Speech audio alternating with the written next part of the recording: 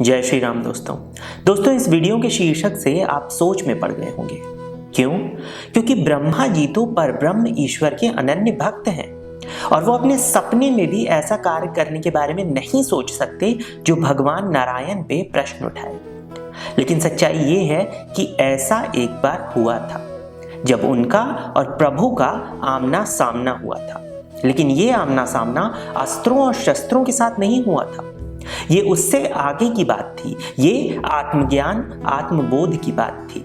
ये बात संसार को बताने वाली थी कि हम वास्तविकता में क्या हैं और ईश्वर को समझना कितना कठिन है, भले ही वो ब्रह्मा जी ही क्यों ना हो। तो बिना विलंब किए भगवान श्री राम भगवान श्री कृष्ण का नाम लेकर शुरू करते हैं। जय श्री राम, जय श्री कृष्ण। तो दोस्तों ये बात है तब की जब भगवान श्री कृष्ण पृथ्वी पर ब्रिज की भूमि पर रह रहे थे।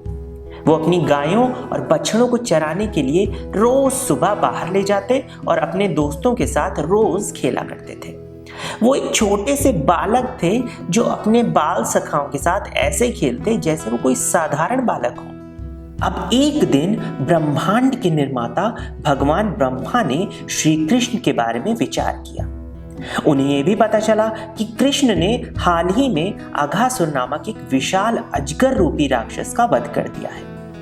ब्रह्मा जी अघासुर की शक्ति को जानते थे और इसलिए उन्होंने सोचा कि किसी भी मनुष्य के लिए अघासुर को मारना असंभव है, यहाँ तक कि वो देवताओं के लिए भी बेहद शक्तिशाली था। तो निश्चय ही इस ब्रिज के चरवाहे इस ग्वाल बाल कृष्ण ने ब्रिज के भोले भाले लोगों को धोखा दिया है और उन्हें मूर्ख बना रहा है। अब आप सोच रहे होंगे मित्रों कि ब्रह्मा जी को तो पता ही होगा कि भगवान विष्णु ने अपने 8वें अवतार के रूप में धरती पे अवतार लिया है। लेकिन यही तो ईश्वर की माया है मित्रों कि उनकी लीला के आगे सारा ज्ञान कम पड़ जाता है और उन्हें समझना असंभव हो जाता है। अब ब्रह्मा जी ने श्री कृष्ण की परीक्षा लेने का निर्णय किया। अब ब्रह्मा जी पृथ्वी पर आए।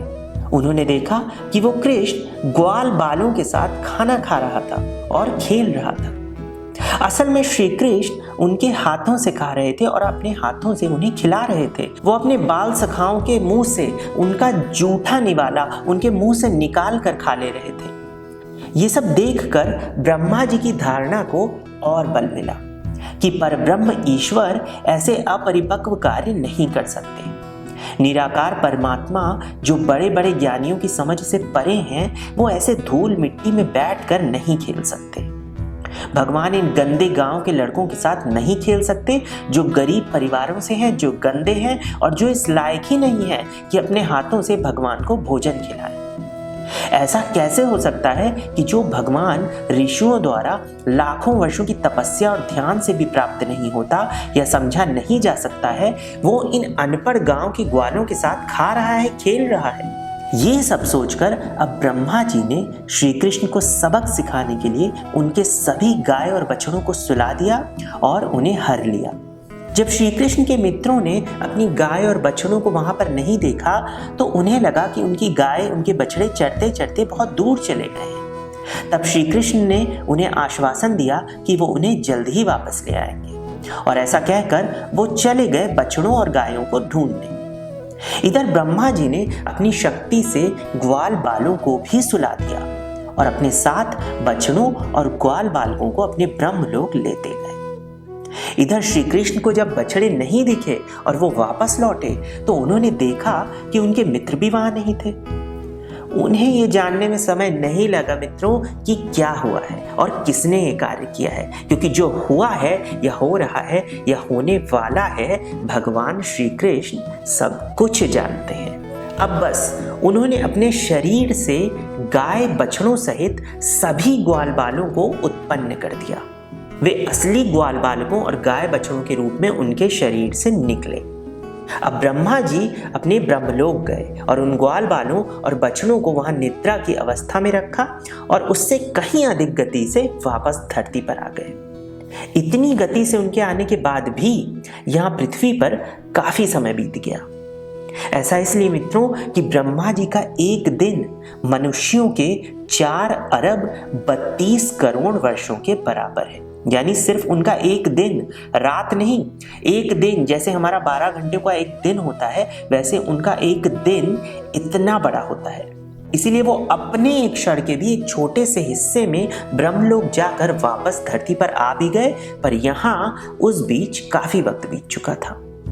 इस बीच यहाँ पृथ्वी पर सभी ग्वाल बालकों की माताएं और साथ ही बछड़ों की गैया माता अपने बच्चों और अपने बछड़ों का अत्यंत स्नेह और प्रेम से दुलार कर रही थी। ये स्नेह केवल इसलिए नहीं था मित्रों क्योंकि वो अपने बच्चों के साथ थी, बल्कि इस कारण भी था कि वो बच्चे वास्तव में श्री कृष्ण के शरीर से निकले श्री कृष्ण के ही रूप थे।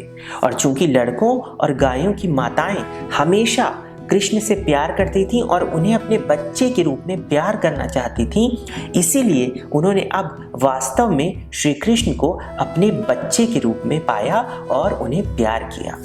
दूसरी ओर जब ब्रह्मा जी वापस पृथ्वी पर आए, उन्होंने देखा कि कृष्ण किसी भी अन्य दिन की तरह अपने मित्रों के साथ वन में दोपहर का भोजन कर रहे थे। उन्हीं मित्रों, उन्हीं ग्वाल बालों के साथ जिन्हें ब्रह्मा जी ने अभी अभी हर लिया था और अपने लोक में रखाए थे। वहीं पास में ही वो गाय और बछड़े भी चर रहे थे। ब्रह्मा जी को अपनी आंखों पर विश्वास नहीं हुआ और वो बेहद चकित हुए। उन्होंने अब अपनी दिव्य दृष्टि का प्रयोग किया और देखा कि हरण किए हुए ग्वाल बाल और बछड़े अभी भी उनके लोक में गहरी नींद में सो रहे थे। उन्होंने फिर से नीचे की ओर कृष्ण और उनके मित्रों और बछड़ों की ओर देखा। ऊपर ब्रह्मलोक में भी वही ग्वाल बाल और बछड़े, नीचे धरती पे भी वही ग्वाल बाल और बछड़े। ब्रह्मा जी कभी ऊपर देखते, कभी नीचे देखते और स्तब्ध होते रहते। पूरी तरह से हैरान ब्रह्मा जी ने अब थक हार कर भगवान नारायण का ध्यान किया और सत्य जानने के लिए उनसे दृष्टि और ज्ञान देने की प्रार्थना की। अब मित्रों, भगवान या परब्रह्म ईश्वर तो कोई और नहीं बल्कि श्री कृष्ण ही है। इसलिए श्री कृष्ण ने तुरंत उनकी बात सुन ली और उन्हें सत्य से परिचित कराया। अब ब्रह्मा जी ने देखा कि उनके सामने सभी ग्वाल बाल और बछड़ों के रूप में 4 भुजाओं वाले अत्यंत विराट स्वरूप और वैभवशाली व्यक्तित्व वाले भगवान विष्णु खड़े थे, जिनको शब्दों में वर्णित नहीं किया जा सकता। और अगले ही क्षण कृष्ण के चारों ओर हंसों पर बैठे हजारों ब्रह्मा आ गए। उनमें से किसी ब्रह्मा के 10 सिर थे, किसी के 100, किसी के 1000 इत्यादि। ब्रह्मा जी के अवाक रहने की अब सीमा भी समाप्त होने लगी थी। पर अब क्योंकि ब्रह्मा जी कोई अज्ञानी तो है नहीं, वो तो बस मायावश भ्रमित हो गए थे। श्री कृष्ण श्री नारायण की मायावश भ्रमित हो गए थे, इसलिए उन्हें अपनी गलती का आभास हुआ और वो भगवान श्री कृष्ण के चरण कमलों में गिर गए। उन्हें अपनी भूल का एहसास हो चुका था। उन्होंने प्रभु से क्षमा मांगी और तब श्री कृष्ण ने उन्हें समझाया कि वो तो सिर्फ एक ब्रह्मांड के निर्माता हैं, एक ब्रह्मांड के ब्रह्मा हैं, जबकि वास्तविकता में ईश्वर ने अनंत ब्रह्मांडों की रचना की है। श्री कृष्ण ने ब्रह्मा जी को बताया कि क्योंकि ब्रह्मा की धारणा थी कि वो ही एकमात्र सृष्टि निर्माता है, इसलिए उन्होंने अन्य ब्रह्माओं को बुलाया था ताकि ब्रह्मा सत्य और वास्तविकता को देख और समझ सके। इसके बाद श्री कृष्ण की आज्ञा से एक क्षण के भीतर ही सभी ब्रह्मा अपने अपने ब्रह्मांड में वापस लौट गए। हमारे ब्रह्मांड के ब्रह्मा जी ने श्री कृष्ण से क्षमा मांगी, पर श्री कृष्ण भले यहाँ बाल रूप में हो, पर हमारी ही तरह ब्रह्मा जी भी उनके लिए बालक समान ही है, क्योंकि वो उनकी ही नाभि कमल से जन्मे हैं। इसलिए भक्त वत्सल श्री कृष्ण तो उनसे क्रोधित हो ही नहीं सकते थे। उन्होंने ब्रह्मा जी को क्षमा कर दिया और उनसे कहा कि चाहे वो सोने चांदी के बर्तन में खाने वाले राजकुमार हों या मिट्टी के बर्तनों में खाना खाने वाले ये ग्वाले, भगवान के लिए सब बराबर हैं, क्योंकि भगवान केवल भावना को देखते हैं। उनके लिए ऊंच नीच, गोरा काला, राजा और रंग कोई मायने नहीं रखता। मायने रखती है तो केवल भावना। ये बातें अब ब्रह्मा जी के समझ में आ चुकी थी। सभी असली ग्वाल बाल और गाय बछड़े ब्रह्मा जी द्वारा वापस कर दिए गए और जो भगवान के शरीर से उत्पन्न हुए थे वो वापस उनमें ही विलीन हो गए। ब्रह्मा जी ने भगवान के चरण कमलों को प्रणाम किया और उनकी महिमा कही। उन्होंने श्री कृष्ण के गुणों और सर्वशक्तिशाली लेकिन सबसे दयालु व्यक्तित्व की महिमा का वर्णन किया, जिसे आज हम ब्रह्म संहिता के नाम से भी जानते हैं। और फिर ब्रह्मा जी अपने ब्रह्मलोक में वापस लौट गए। दोस्तों, ये कथा केवल ब्रह्मा जी की ही नहीं है, ये हमें सिखाती है कि हमें अपने आसपास के लोगों को उनकी जाति, उनकी सामाजिक स्थिति, उनके धन आदि के आधार पर नहीं देखना चाहिए, बल्कि सभी को सम्मान देना चाहिए, क्योंकि भगवान ने हम सभी को बनाया है और वो हम सभी को समान रूप से प्यार करते हैं, जैसे श्री कृष्ण सभी प्राणियों और अपने सभी मित्रों से प्रेम करते थे। साथ ही हमें अपनी शक्ति या क्षमताओं का अभिमान नहीं करना चाहिए, क्योंकि ये सब हमें भगवान ने ही दिया है और एक दिन ये सब कुछ उन्हीं में विलीन हो जाने वाला है।